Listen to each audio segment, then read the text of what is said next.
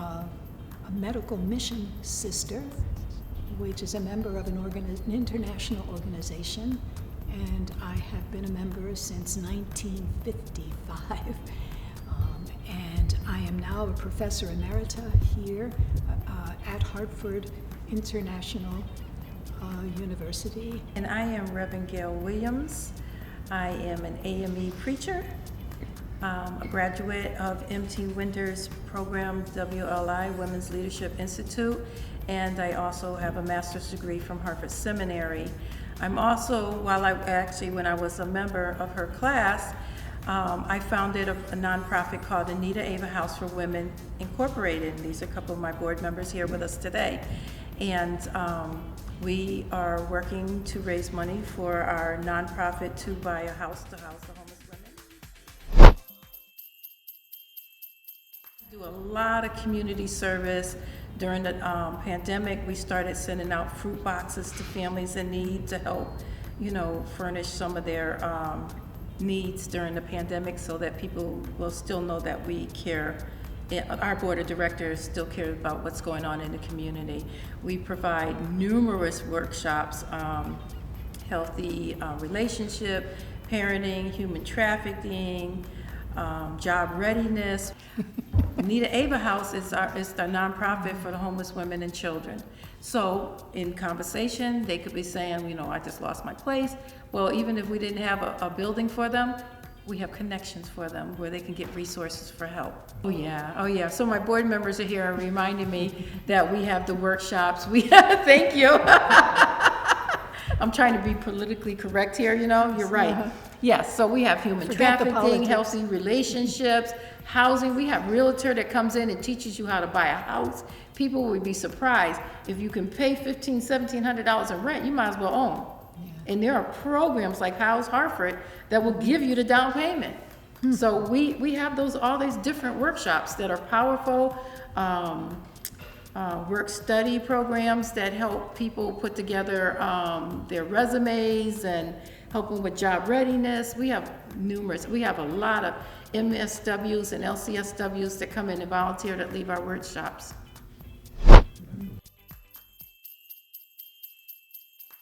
The third oldest in the country, this institution, 1833 is when we were founded. So we're the third. And from the very beginning, it was like a farmland thing, and it was men and women from the beginning learning theological education, but not so much degrees. It was like a kind of church school type of preparing people to also go overseas and be in other countries, but being prepared for other nations. And so we became then, as time went on, the first to admit women to formal theological education, the first ones to do that. And also founded this school to train missionaries who are going abroad to work with Muslims, to really enter into the culture of the people. From the beginning, we were founded to bring professional medical care to Muslim women who could not be seen by male doctors. And so we got Rome, the Pope, to change canon law to allow women, nuns, to practice the full scope of medicine back in 1936. So, and that's a pioneering moment for my community, which is why I fit so well in this pioneering seminary. There's, the way I relate to my students, it's really a very relational way. There isn't, she's the professor, I know that I am the professor, and in the end, I need to grade the the papers and the coursework. But I am in spirit with my students, and let me just speak here with this woman. And it's how we got this program started even here. It gives you an idea of the approach of the way I teach. I had been working through Niantic, the women's prison, with one of the members who was a chaplain there and a graduate of our school. And we had done this toys drive that sent toys to the children of the moms. Their moms were in prison, and each year they would get a Christmas present from their mom sent from the Niantic mail post office, so they always knew it came from Mom, and that was how I got into these toys for needy children. When years went by, and all of a sudden the prison changed its way of doing things, and the person who was the chaplain retired, I was teaching this Women's Leadership Institute, and Gail was a member of that program. And I announced, I said, with deep heartbreak, I'm having to stop this program after all these years, you know. She comes into my office like, you know, and like, oh my glory, and who do you think you are stopping that program? How dare, really, I mean, and she was right. I like my students to be, like, we have a relational, you know, I'm a teacher when I'm a teacher, but I'm an individual. She's an expert in the expert area she's in, and that's how you learn from one another, and you grow together then in partnership. She said, we're gonna do it, and she said, and I said, will you help me? She said, yes. I said, will you partner with me? And she said, yes, and that was the beginning of 2012, has it been? 2012. That's quite a few years, yeah. But little did I know what I was really getting into. But I have to interject right now because I have to say, if I come into it, we have to revamp it. We have to change it. We have to do something different. I said, when God closes one door, he opens another door. And I said, you're going to increase the territory. It's time to increase. And the only way to increase is to make change. Right. And I said, and when God changes things, she has things in mind. And the image of the divine I have is like the Black Madonna. And so, in other words, we kept pushing one another's buttons, but supporting one another's passion, and always focused not on ourselves but on what good will this do to humankind, what is needed now. This has just really manifested within me, spiritually, to be able to give someone. At times we have at least 2,000 gifts. At least 2,000 gifts. Mm-hmm. Can you imagine the number of kids that are being blessed that would not have received these gifts if the two of us didn't keep going like that Duracell? Take a look at these gifts, and over almost 500, 450 or more are already left here. But if you look at it and you just think about somebody's homeless, somebody who might be sitting in a car right now and they don't have anything for their kids, and somebody comes and hands this gift, that gift represents hope. Right.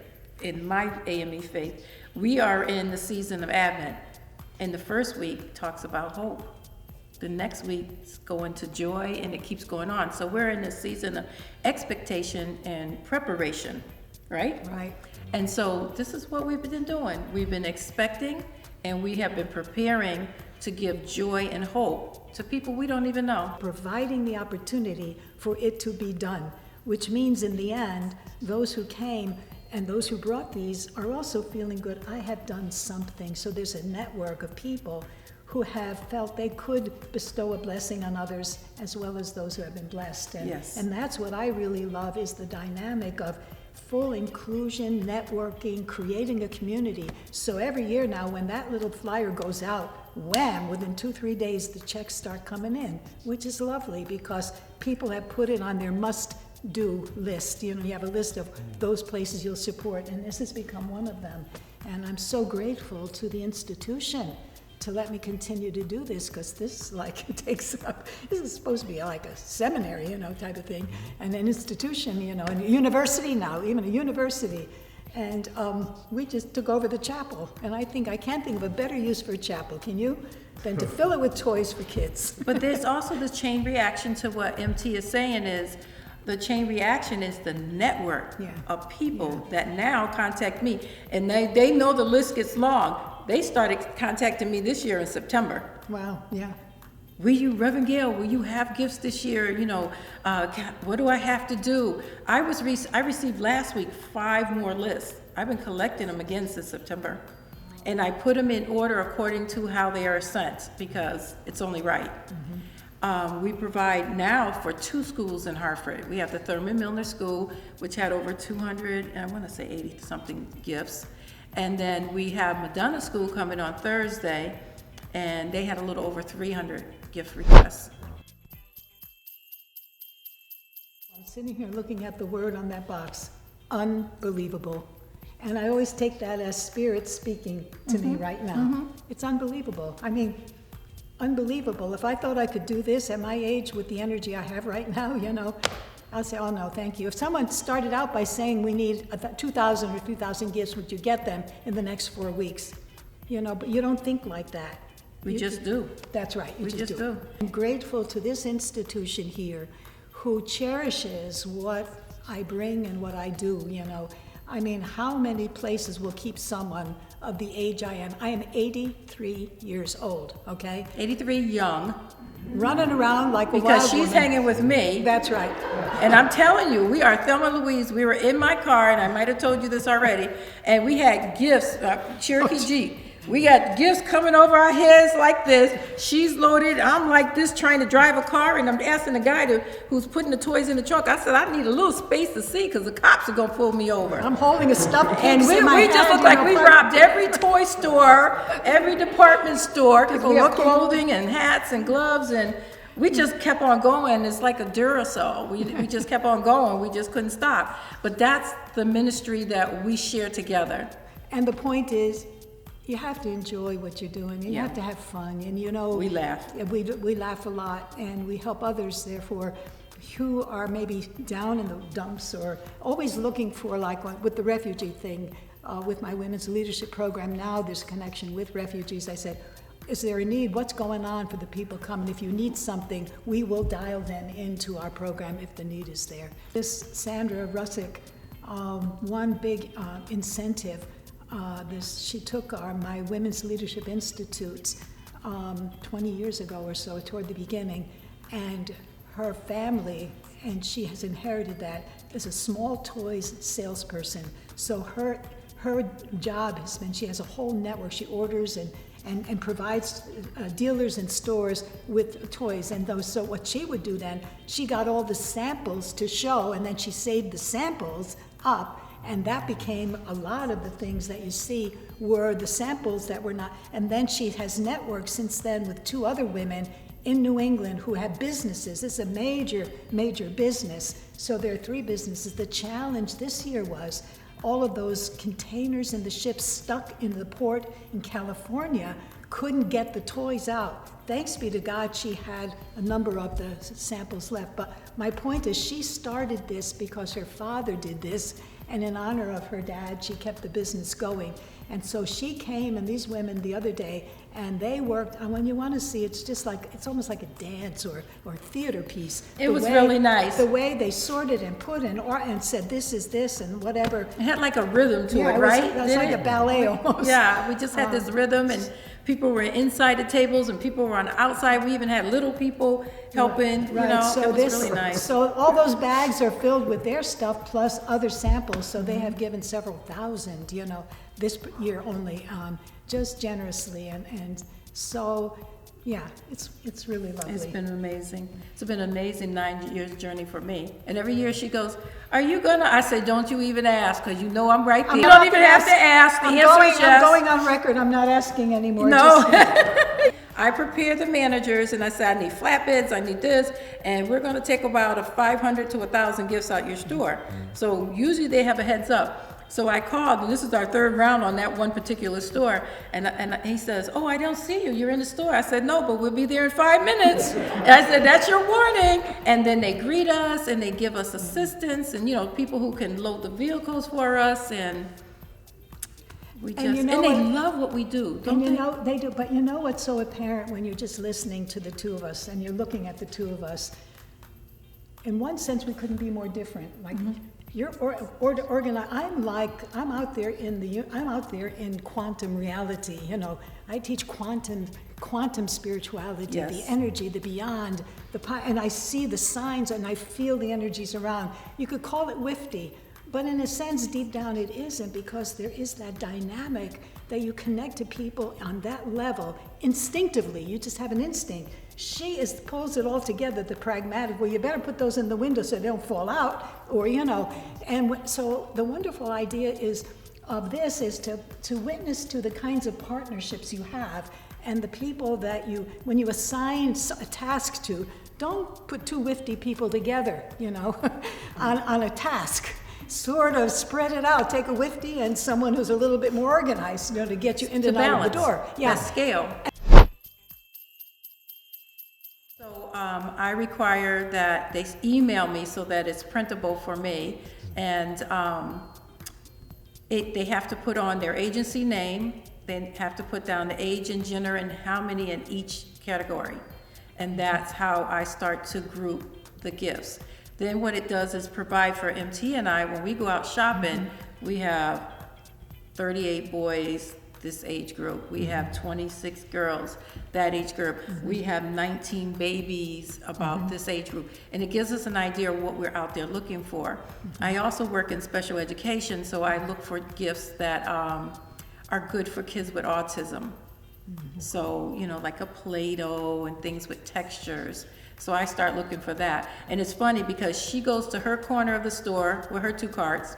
I go to my section of the store with the 2 carts. She says, you do you, I do you. She loves the stuffed animals and all the hats and scarves. That's great for the teenagers. That's perfect. And I'm really looking more for my children that I know that need it in a different light. Say welcome. Welcome, come on in. You will be so blessed if you come in these doors. You don't know what's waiting for you on the inside. And the thing that's great about your question is, I don't know what that person just went through.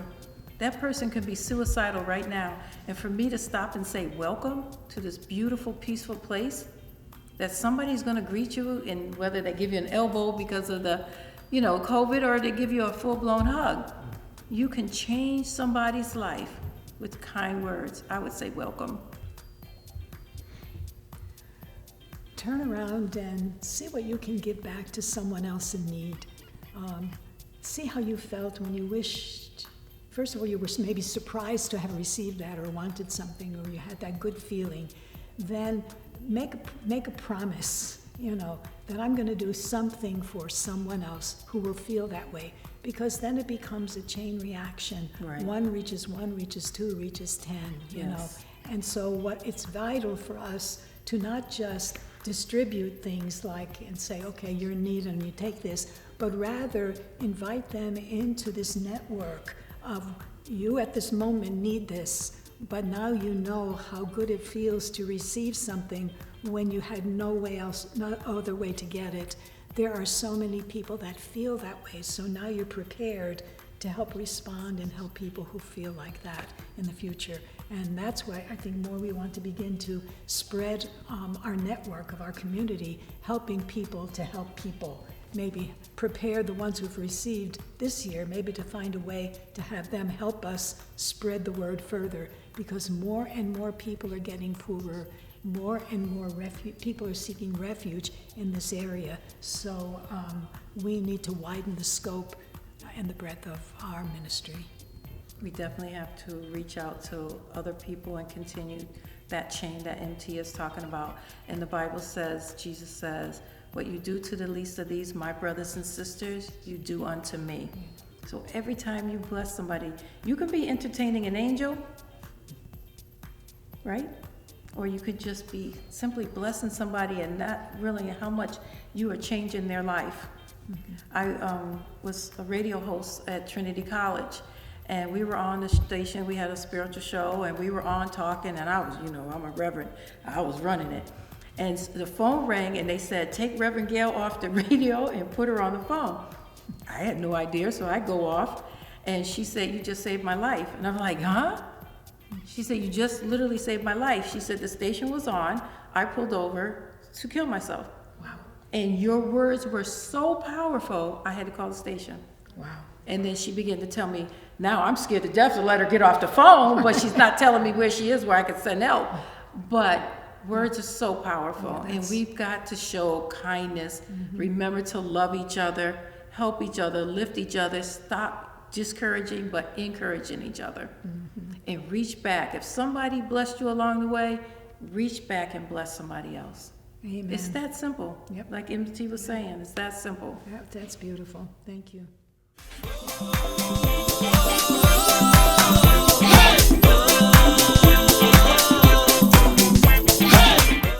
Go online to Anita Ava Ava House for Women Incorporated, or you can go Anita-Ava-House.org.